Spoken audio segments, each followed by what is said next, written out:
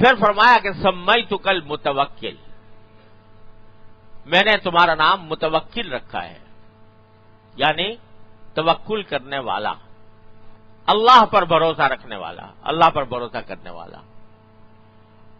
اب یہ تورات کے اندر سرکار دو عالم صلی اللہ علیہ وسلم کی تشریف آوری سے صدیوں پہلے اللہ تبارک و تعالی تورات کے اندر فرما رہے ہیں کہ تمہارا نام متوکل رکھا، یعنی سرکار دو عالم صلی اللہ علیہ وسلم کی جتنے بھی صفات حسنہ تھیں، اخلاق فاضلہ تھے، ان میں سے خاص طور پر متوکل کا ذکر فرمایا کہ اللہ کے اوپر بھروسہ رکھنے والا، اس سے اللہ پر بھروسہ رکھنے اور توکل کی اہمیت معلوم ہوئی کہ آدمی کو ہر معاملے میں اللہ جل جلالہ پر توکل کرنا چاہیے، اور یہی عبدیت کا مقتضی بھی ہے۔ یعنی چاہے وہ ظاہری اعتبار سے کچھ بھی کر رہا ہو، کوئی بھی کام کر رہا ہو، لیکن اس کام کے کامیاب ہونے اور مؤثر ہونے کے لیے بھروسہ اللہ کی ذات پر ہونا چاہیے۔ دوا کھا رہا ہے مگر نگاہ دوا پر نہیں ہے، بلکہ اس دوا میں تاثیر پیدا کرنے والے پر ہے۔ اے اللہ اس میں تاثیر پیدا فرما دیجیے۔ یہ جو حدیث میں نبی کریم سرور عالم صلی اللہ علیہ وسلم نے ارشاد فرمایا کہ اگر تمہارے جوتے کا تسمہ بھی ٹوٹ جائے تو اللہ سے مانگو۔ عجیب تعلیم دی ہے۔ جوتے کا تسمہ ٹوٹ گیا تو بھائی سیدھی سی بات یہ ہے کہ آدمی موچی کے پاس جائے اور اس سے تسمہ ٹھیک کرا لے جوتے کا۔ اللہ تعالیٰ حضور فرماتے ہیں نہیں، وہ بعد کی بات ہے، پہلی بات کیا ہے؟ اللہ سے مانگو۔ یہ ہے توکل کہ اللہ تعالیٰ سے مانگو، یا اللہ میرے جوتے کا تسمہ ٹوٹ گیا، اپنی رحمت سے اس کو درست کرا دیجئے۔ کیوں؟ اس لیے کہ درست انہی کے حکم سے ہوگا۔ تم 1000 جان مارو، 1000 کوششیں کرو، لیکن جوتے کا تسمہ اللہ کے حکم کے بغیر ٹھیک نہیں ہو سکتا۔ فرض کرو کہ تم نے اللہ تعالیٰ سے تو مانگا نہیں، اللہ تعالیٰ کی طرف دھیان نہیں، اللہ تعالیٰ کی طرف کے اوپر بھروسہ نہیں، موچی کے پیچھے چل پڑے، موچی ملے یا نہ ملے، تلاش کر رہے ہو نہیں ملتا، مل گیا تو وہ تمہارا کام کرنے پہ راضی ہو؟ نہیں راضی ہوتا۔ راضی بھی ہو گیا، کام ٹھیک کرے، غلط طریقے سے جوڑ دیا، نہیں ہوا صحیح۔ یہ ساری باتیں ہو سکتی ہیں کہ نہیں؟ ان باتوں کو ٹھیک کرنے والا کون ہے؟ کہاں سے آئے؟ تمہیں ملے گا موچی، کون دلوائے گا؟ اللہ دلوائے گا۔ اس کو راضی کون کرے گا؟ اللہ تعالیٰ کرے گا۔ اس کے کام میں تاثیر کون پیدا کرے گا؟ اللہ تعالیٰ کرے گا۔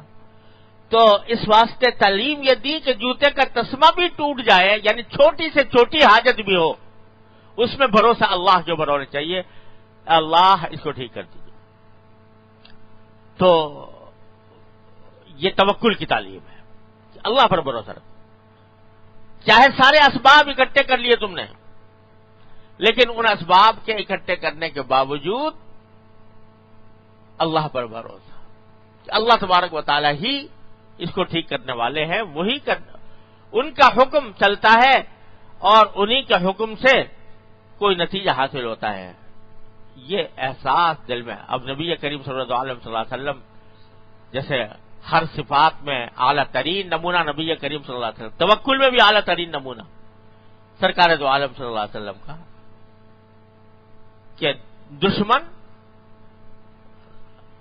آپ ایک درخت کے سائے میں آرام فرما رہے ہیں، آنکھ لگی ہوئی ہے، دشمن آتا ہے، آپ کی تلوار جو قریب رکھی ہے وہ اٹھا لیتا ہے اور کہتا ہے کہ تلوار سونٹ کے کھڑا ہو جاتا ہے نبی کریم صلی اللہ علیہ وسلم کے سامنے اور کہتا ہے کہ تمہیں مجھ سے اب کون بچائے گا؟ تمہیں مجھ سے کون بچائے گا؟ ہاتھ میں تلوار ہے، سامنے کھڑا ہوا ہے، سرکار دو عالم صلی اللہ علیہ وسلم نہتے ہیں، کوئی تلوار نہیں، کوئی ہتھیار نہیں، ظاہری سبب مفقود ہے بالکل۔ لیکن کتنے اطمینان سے جواب دیتے ہیں کہ اللہ. کون بچائے گا؟ اللہ بچائے گا. جس اعتماد کے ساتھ، جس بھروسے کے ساتھ سرکار دو عالم صلی اللہ علیہ وسلم نے یہ فرمایا کہ اللہ بچائے گا، اس نے اس کے ہاتھوں میں لرزہ طاری کر دیا کہ یہ تو کچھ اور ہی جہان کے انسان ہیں کہ جو دشمن کو اپنے گردن کے اوپر تلوار سوٹتے ہوئے بھی، دیکھتے ہوئے بھی ان کو کوئی خوف نہیں ہے. اللہ تبارک و تعالیٰ کے اوپر بھروسہ ہے.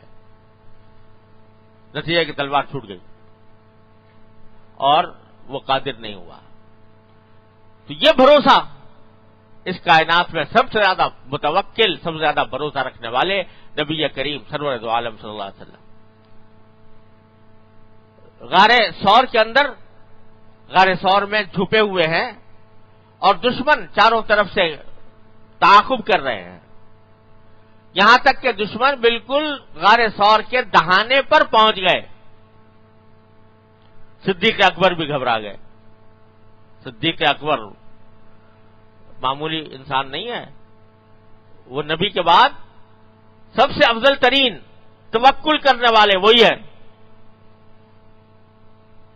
بقول حضرت مجدد صاحب رحمۃ اللہ علیہ کے کہ نبی کو اگر سامنے کھڑا کر دو اور آئینہ سامنے رکھ دو تو یہاں یہ نبی ہے تو اس پہ جو عکس آ رہا ہے وہ صدیق ہے.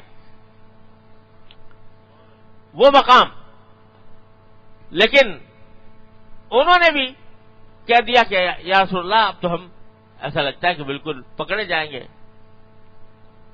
لیکن سرکار دو عالم صلی اللہ علیہ وسلم کیا فرماتے ہیں؟ لا تحزن ان اللہ معنا.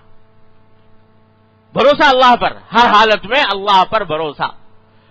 تو سمیتک المتوکل، میں نے تمہارا نام متوکل رکھ دیا ہے. تمہارے اندر جو توکل پایا جائے گا وہ کائنات میں کسی اور کے اندر نہیں ہو سکتا. اور جو شخص تمہاری سنت کی اتباع کرنا چاہے گا اس کو یہ توکل کرنا ہوگا. اپنے ہر چیز پر، ہر معاملے میں اللہ پر بھروسہ. ہمارے حضرت حکیم الامت قدس اللہ تعالی سرہ نے ایک واعظ میں بڑی باریک بات لکھی ہے بڑی سبق آموز. فرمایا کہ بعض مرتبہ ایسا ہوتا ہے کہ کسی واقعے کے اسباب بالکل آنکھوں سے نظر آ رہے ہیں اور ان سے فائدہ اٹھانے یا فائدہ ہونے میں کوئی تردد نہیں ہے. مثلا حضرت نے مثال دیتے ہیں کہ ایک آدمی گھر میں گئے تم اور گھر والوں نے کھانا لے کر آ رہے ہیں تمہارے لیے، تو تم بیٹھے ہوئے ہو، سامنے بیوی ہے، عورت ہے، کوئی بھی ہے، خادم ہے، کوئی ہے، کھانا لے کر آ رہا ہے. کھانا موجود ہے، آنکھوں سے نظر آ رہا ہے. تمہارے اس کے درمیان 1-1.5 فٹ کا فاصلہ ہے جی. تو اب کھانے کا تم تک پہنچ جانا یہ یقینی ہے کہ نہیں؟ تقریباً یقینی ہے. 100% کھانا مجھے ملنے والا ہے اب ان قریب، کوئی شک نہیں. فرمایا توکل کا اصل مقام یہ ہے کہ اس وقت نگاہ اس آنے والے کھانے پر نہ ہو، کھانا عطا کرنے والے پر ہو کہ اس نے اپنے فضل و کرم سے مجھے یہ بھیجا ہے.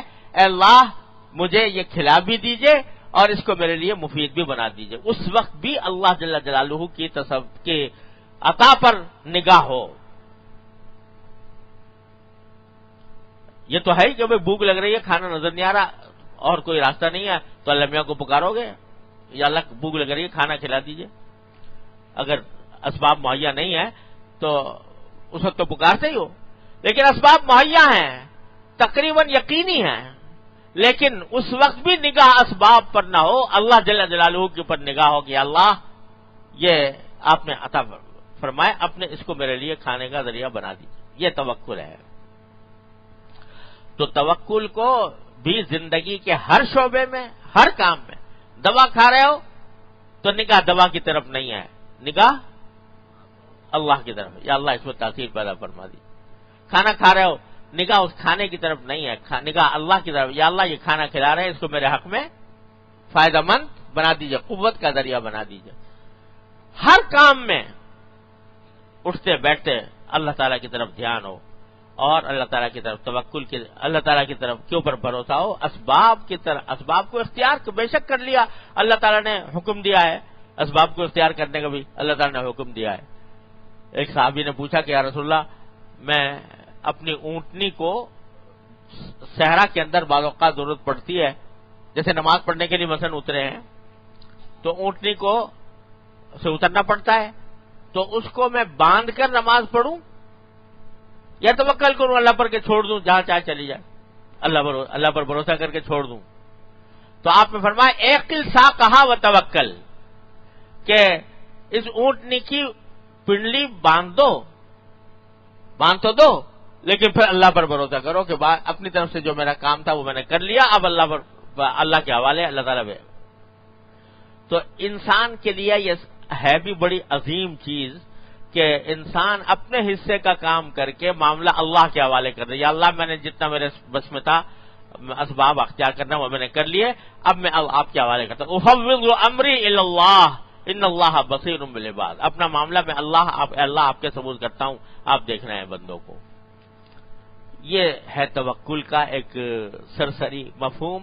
اللہ تعالیٰ اپنی رحمت سے ہم سب کو اس کی توفیق عطا فرمائے. جب آدمی بندہ بن جاتا ہے اللہ تعالیٰ کا تو پھر ان ہر چیز میں اللہ تبارک و تعالیٰ کا خیال بھی رہتا ہے، اللہ تعالیٰ کے اوپر بھروسہ بھی پیدا ہوتا ہے، اور پھر رفتہ رفتہ اللہ تبارک و تعالیٰ اپنے بندگی کا مقام عطا فرما دیتے ہیں. اللہ تعالیٰ ہم سب کو اس کی توفیق عطا فرمائے. وآخر دعوانا